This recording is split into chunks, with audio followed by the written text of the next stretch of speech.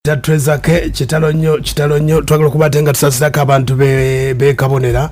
abantu be kawulo nako lwajjo bwe bamuziise omulenzi oyo Omuyimbi eno nga badde asobodde okubatenga agikuba yagitandika webbaaka mu kibuga Masaka bwe twamulabira mpola mpola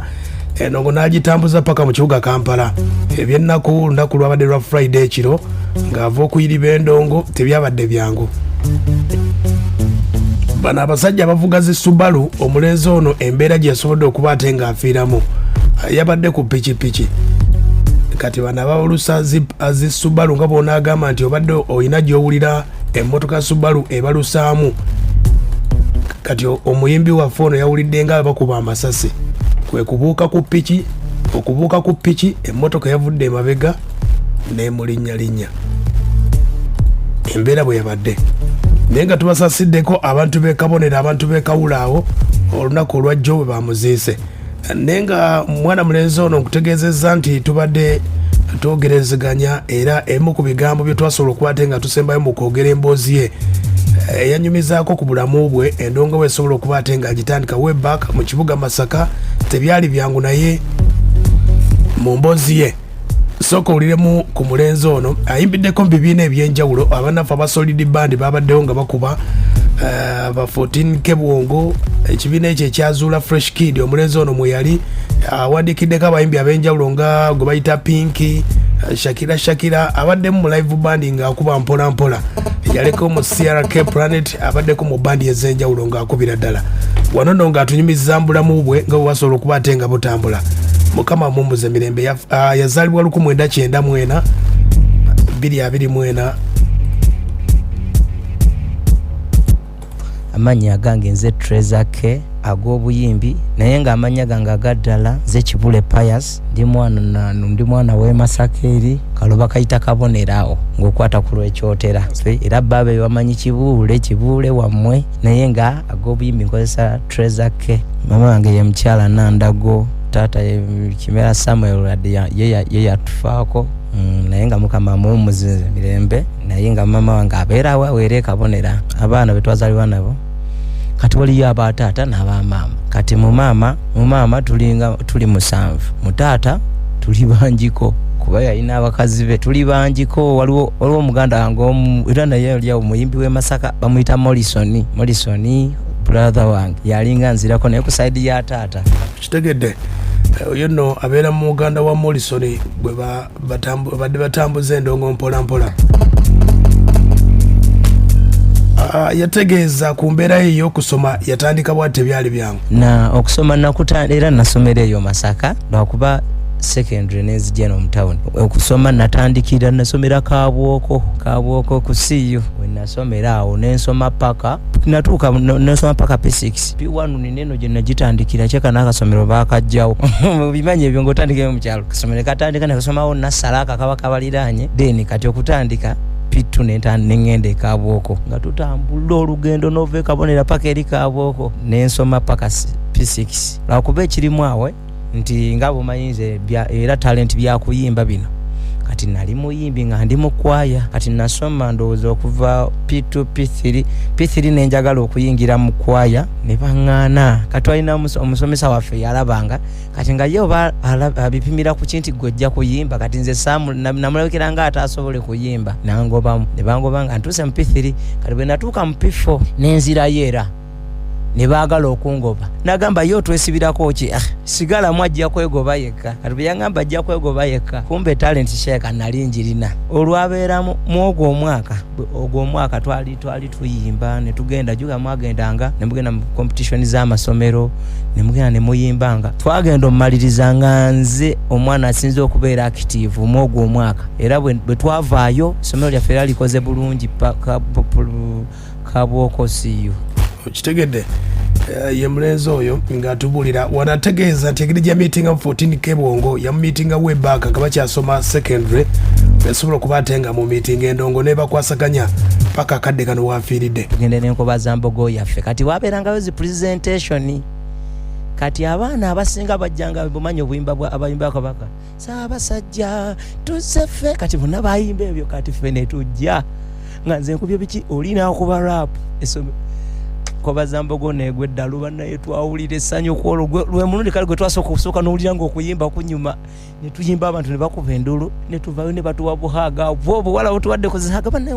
ne tulyoka kugambye twanyumirwa kati yeyo life experience gye nnina nti okuyimba nensooka ndikodingako ebyo mu ssomero kati bwe namala kati ate ne bwe twanamala twamala siniya fone twawukanamukko otinike n'asigala eri lwakuba yasigala alemezzaako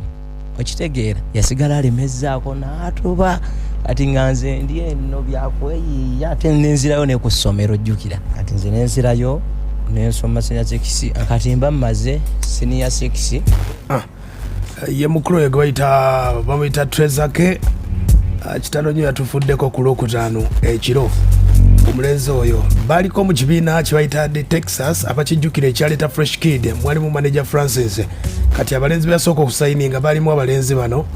era endongo basobola okuba tebagikuba